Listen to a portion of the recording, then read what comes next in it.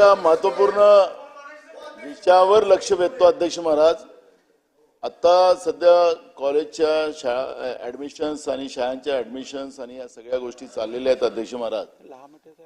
लाडली बहीणचंही कागद तयार करण्याचं काम चालू आहे अध्यक्ष महाराज. पण महसूल विभागाच्या सुधीर भाऊ महत्वाचा विषय आहे. महसूल विभागाचं ते जो ऍप आहे अध्यक्ष महाराज, मी थांबलो तर मिळणार नाही, ते आले तर मिळेल. रेवणी डॉट हे जे ऍप आहे अध्यक्ष महाराज, अध्यक्ष महाराज महत्वाचा आहे अध्यक्ष महाराज, महत्वाचा विषय आहे. हा संपूर्ण राज्याचा विषय आहे अध्यक्ष महाराज. मंत्री महोदय, जे तुमचं रेव्हन्यू विभागाचं जे रेव्हन्यू डॉट आहे त्या ऍपचा प्रश्न निर्माण झालेला आहे. आता कास्ट सर्टिफिकेट असेल, डोमेसिल असेल, इन्कम सर्टिफिकेट असेल, या सगळ्यांची मोठ्या प्रमाणात तहसील कार्यालयामध्ये गर्दी सुरू आहे. लाडली बहिणांचेही कागद तयार करण्याचं त्याची मोठ्या प्रमाणात गर्दी चालू आहे. आणि अध्यक्ष महाराज त्याला पूर्ण त्या ऍपवर टाकावं लागतं, त्या डॉटवर टाकावं लागतं आणि तिथपर्यंत 15 दिवस महिनाभर त्या लोकांना आणि ऍडमिशनचा प्रॉब्लेम असल्यामुळे ते कागद तातडीने मिळत नाही आणि त्याच्यामुळे अनेक पाल्यांनाही त्रास व्हायला लागला, मुलांनाही त्रास व्हायला लागला आणि ऍडमिशनचेही प्रश्न त्या ठिकाणी निर्माण झालेत. मला असं वाटतं की ऑफलाईन काही व्यवस्था करता येईल का त्यापुरती ही सगळी गर्दी, कारण की लाडली बहिणांचेही कागद त्याच्यामध्ये आलेत, तेही तुम्हाला त्याच ऍपवर टाकायचे आहेत. त्यामुळे या सगळ्या प्रश्नावर लोकांमध्ये लोकांना भयानक त्रास होत आहेत. पर्यायी शासनाच्या आणि प्रशासनाच्या बद्दलची चीड होत आहे. तहसील कार्यालयामध्ये लोकांच्या रांगा लागलेल्या आहेत, तिथं मारामारीपर्यंत परिस्थिती निर्माण होते आहे.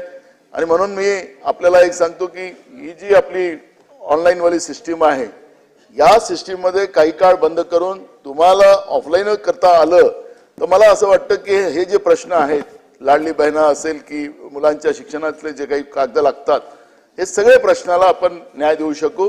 आज शेवटचा दिवस आहे अध्यक्ष महाराज आणि राज्यामधली ही सगळ्यात भयानक आता परिस्थिती आहे.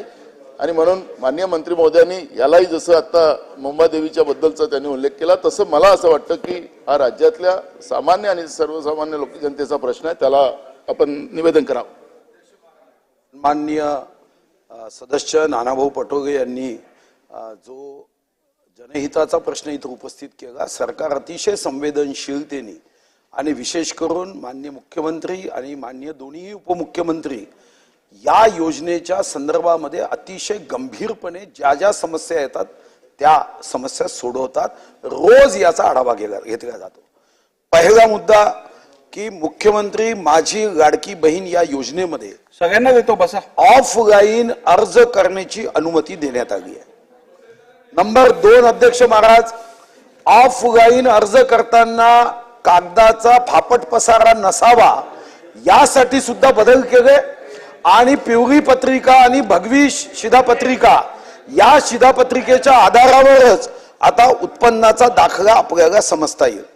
अध्यक्ष महाराज, तिसरा निर्णय केला की या समित्यांच्या बाबतीत नगर परिषद, महानगरपालिका इथं आता वार्ड समित्या करून या समितींच्या माध्यमातून सरकारी कर्मचाऱ्यांच्या माध्यमातून किंवा ग्रामीण भागात अंगणवाडी सेविकांच्या माध्यमातून ऑफलाईन हे अर्ज घेतल्या जाणार आहे. नाही, आता मी पहिल्यांदा माझी लाडकी बहीण या योजनेत सांगतोय. आणि एक घोषणा पुन्हा एकदा या सभागृहाच्या माध्यमातून भामरागड ते रायगड, चांदा ते बांदा, गडचिरोली ते गडहिंग्लज या महाराष्ट्राच्या सर्व बहिणींना या माध्यमातून आपण आश्वस्त करतो आहे की कोणत्याही तारखेची मर्यादाच आहे असा समज कोणी करून घेऊ नये. 31 ऑगस्ट ही जरी तारीख असेल तरी 31 ऑगस्ट नंतर सुद्धा ही योजना निरंतर चालणारी योजना आहे. आणि या योजनेच्या सोबत ज्या पोर्टलची माहिती काल दिली, दाखवण्यात आली कॅबिनेटमध्ये, अध्यक्ष महाराज, या 2-3 दिवसामध्ये नानाभाऊ तुमच्याही मोबाईलमध्ये जर तुम्ही ते ऍप डाउनलोड केला तर सहजपणे हा अर्ज घेतला जाईल. साधारणतःपणे शासनाचा प्रयत्न आहे की आता रक्षाबंधनाच्या दिवशी पासून या आपल्या सर्व लाडक्या बहिणींचा अर्जाचा निपटारा सुरू करत यांच्या खात्यामध्ये पैसे जावेत. आणि नाना भाऊ, मी आपल्याला एक आनंदाची गोष्ट सांगतो. मी अनेक वर्ष या सभागृहात आहे. अनेक योजना घोषित झाल्यावर त्याची अंमलबजावणी व्हायला वित्त विभागातल्या तरतुदीला उशीर होतो आणि अनेकदा या माध्यमातून योजना घोषित होते, GR निघतो, पण वित्त विभागाची तरतूद मात्र होत नाही. पण मला सांगायला आनंद होतो की आर्थिक दृष्टिकोनातून आउटवे नियतव्यय हाही मंजूर झालेला आहे. कुठेही एक पैशाची अडचण कुठेही येणार नाही. आणि आता रक्षाबंधनापासून हे पैसे दिले जातील. आणि सर्व आमदार पालकमंत्र्यांना सुद्धा या संदर्भात सूचना केल्या गेल्या आहे की अधिवेशन संपल्यानंतर ही योजना ही एक महत्वाची योजना आहे. क्रांतीज्योती सावित्रीबाई फुले यांच्या महाराष्ट्राच्या बहिणींची हे महत्वाची योजना असल्याने कोणतीही तुमची माझी कोणतीही बहीण ही वंचित राहता कामा नये. आपण या संदर्भामध्ये पूर्ण लक्ष द्यावं हे सांगण्यात येणार आहे. आणि मंत्र्यांना सांगितलं गेलं आहे, त्यांची समितीही झाली आहे. आणि मला विश्वास आहे, एक गोष्ट आहे जे नानाभाऊंच्या म्हणण्यातून लक्षात आली की कधी कधी गावापर्यंत अध्यक्ष महाराज ही माहिती पोहोचत नाही. आणि म्हणून मी विश्वास देतो की ग्रामपंचायत स्तरापर्यंत या संदर्भातल्या जाहिरातीचे बोर्ड लावून सर्व महाराष्ट्राच्या सेतू केंद्रात सुद्धा या योजनेची माहिती पोहोचवत महाराष्ट्राच्या सर्व ग्रामपंचायतीमध्ये सहजपणे ही माहिती पोहोचवता येईल अशी व्यवस्था निश्चितपणे येणाऱ्या या 1 किंवा 1.5 आठवड्यात. राम कदम जी बोला. अध्यक्ष महोदय, मी आपला अत्यंत आभारी आहे. अध्यक्ष महोदय, या सभागृहाला माहित आहे की मी अशी स्वतः शपथ घेतलेली आहे की जोपर्यंत माझ्या मतदारसंघातल्या डोंगरातल्या शेवटच्या घरापर्यंत मुबलक पाणी मिळणार नाही तोपर्यंत मी माझ्या डोक्याचे केस कापणार नाही. आणि पूर्ण प्रयत्न करून महानगरपालिकेचा पाठपुरावा करून पूर्ण घाटकोपरमध्ये विक्रोळी पार्क साईड, असलफा, रामजीनगर, सिद्धार्थनगर, हनुमान टेकडी, भटवाडीचा परिसर, महानगरपालिकेच्या चाळी, बैठा चाळी इथलं संपूर्ण पाण्याची लाईन आपण पूर्णपणे बदलतो आहोत. आणि 52 लाख लिटरची पाण्याची टाकी आपण बांधतो आहोत विक्रोळी पार्क साईड मध्ये. तर त्या ठिकाणी जे पाठचं मैदान आहे त्या मैदानामध्ये टाकी बांधत असताना काही लोकांचा त्याला विरोध होता. म्हणून तिथे महानगरपालिकेचं मार्केट आहे विक्रोळी पार्क साईडला, त्या मार्केटमध्ये खाली टाकी व्हावी आणि वर मार्केटची इमारत व्हावी असा मी प्रस्ताव दिला. महानगरपालिकेचे अधिकारी त्या दृष्टीने काम करतायत. तर त्यांनी लवकरात लवकर तो प्रस्ताव तयार करून त्या ठिकाणी पाण्याची टाकी लवकरात लवकर बांधावी जेणेकरून माझी शपथ पूर्ण होईल. जो शब्द मी घाटकोपरला दिला आहे तो पूर्ण होईल. यासाठी सरकारकडून अजून एकदा निर्देश द्यावेत अशी अपेक्षा आहे. दोन्ही स्मशानभूमी आहेत माझ्याकडे, भटवाडी आहे आणि पार्क साईट आहे. दोन्ही स्मशानभूमीचं वर्कआउट थोडक्यात अध्यक्ष महोदय, शेवटचा दिवस असं काय करताय? माझ्या मतदारसंघामध्ये 2 स्मशानभूमी आहेत. दोन्ही स्मशानभूमीची वर्क ऑर्डर निघाली आहे. शासनातर्फे निर्देश द्यावेत की भटवाडी स्मशानभूमी आणि विक्रोळी पार्क साईड स्मशानभूमी याचं काम येणाऱ्या 10 दिवसात सुरू व्हावं. LBS रोड जो आहे RCT मॉल पासून जवळपास कुर्ल्याला फिनिक्स मॉलच्या पुढे बैल बाजार पर्यंत तिथे 660 कोटीचा मी ब्रिज पास केलाय. राजावाडी हॉस्पिटल जवळपास 850 कोटीचं मी पास केलंय. ही दोन्ही कामं ताबडतोब सुरू व्हावीत असं देखील माझी विनंती. आणि महत्वाचं, विक्रोळी पार्क साईडला 30 बिल्डिंग आहेत. त्या बिल्डिंगचा जो कॉन्ट्रॅक्टर आहे काम करणारा त्या कॉन्ट्रॅक्टर कडून प्रचंड दिरंगाई आहे. तर ही जी दिरंगाई आहे त्या संदर्भात शासनाकडून महापालिकेला निर्देश द्यावेत. मी विक्रोळी पार्क साईड पासून भटवाडीचा जो सगळा माझा स्लमचा एरिया आहे धारावीच्या पॅटर्न प्रमाणे विकास व्हावा अशी मागणी केली होती. गृहनिर्माण मंत्र्यांनी त्याला सकारात्मक उत्तर दिलं होतं. तर त्याही बाबतीत शासनाकडून पूर्ण निर्णय द्यावेत अशी माझी मागणी आहे. आणि सगळ्यात महत्त्वाचं, माझ्या मतदारसंघामध्ये अनेक संरक्षण कामं निधी अभावी पेंडिंग आहेत. तर त्याही बाबतीत मला निधी मिळावा. आणि सगळ्यात महत्वाचं अध्यक्ष महोदय या ठिकाणी सांगतो, अध्यक्ष महोदय ऐकणार आहात का आपण माझं? अध्यक्ष सुधीर भाऊ एक मिनिट ऐका. नाना न्याय द्या. नाना, आपण या ठिकाणी लाडकी बहीणचं बोललात. नाना एक मिनिट थांबा. नाना, आपण लाडकी बहीणचं बोललात. नाना, वस्तुस्थिती काय हो? वस्तुस्थिती माझ्या घाटकोपरची सांगतो. एका घरामध्ये 3 बहिणी आहेत. त्यांना दर महिन्याला 7,500 रुपये मिळणार आहेत. तुमचे कार्यकर्ते जाऊन चुकीचा फॉर्म भरतात. का भरतात चुकीचा फॉर्म? उभाटावाले चुकीचा फॉर्म भरतात. शरद पवार गट चुकीचा फॉर्म भरतात.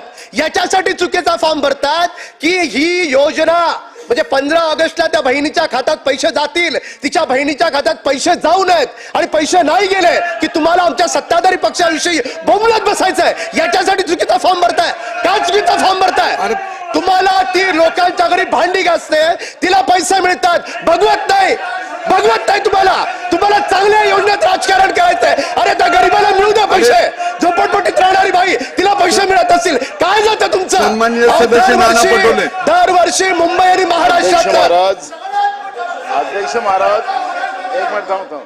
अध्यक्ष महाराज मी एक साधा आणि सरळ प्रश्न होता माझा. अध्यक्ष महाराज, या प्रश्नामध्ये मंत्री महोदयांनी माझं काही लाडली बहिणा योजनेच्या बद्दलचा कुठलाही आमचा विरोध नाही. अध्यक्ष महाराज, सरकारने काय करायचं करावं. मुद्दा एक होता की तुमचं जे रेव्हन्यू ऍप आहे त्या पोर्टलचे सगळे प्रॉब्लेम आहेत आणि त्या पोर्टलमध्ये तुमच्या तहसील कार्यालयामध्ये लाईन लागलेली आहे. विद्यार्थ्यांचं साधं त्यांना कास्ट सर्टिफिकेट मिळत नाही, डोमेसिल मिळत नाही, त्यांना उत्पन्नाचा दाखला मिळत नाही, त्यांचे सगळे याचे प्रश्न निर्माण झालेले आहेत. आणि म्हणून अध्यक्ष महाराज मी तो प्रश्न विचारला.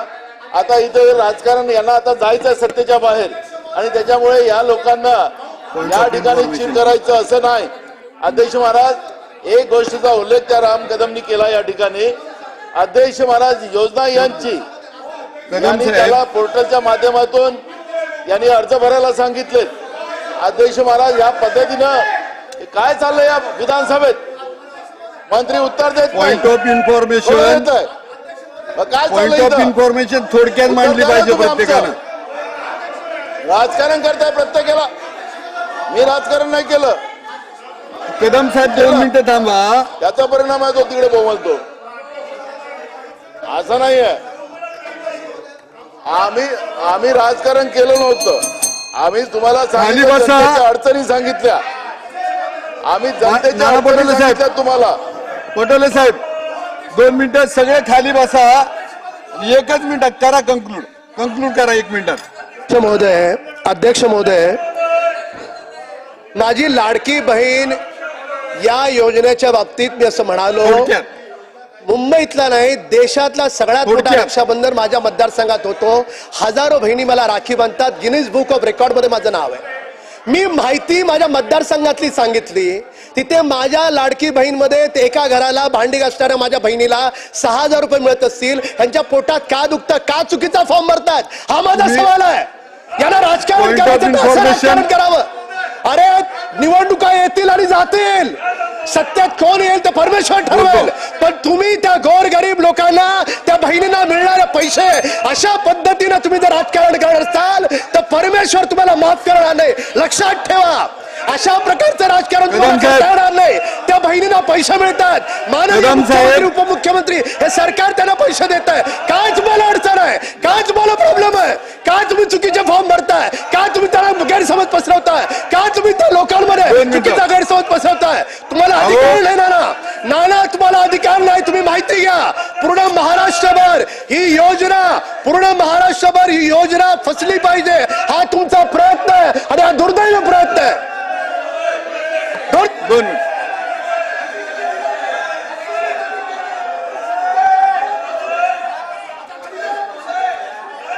चलो ओके.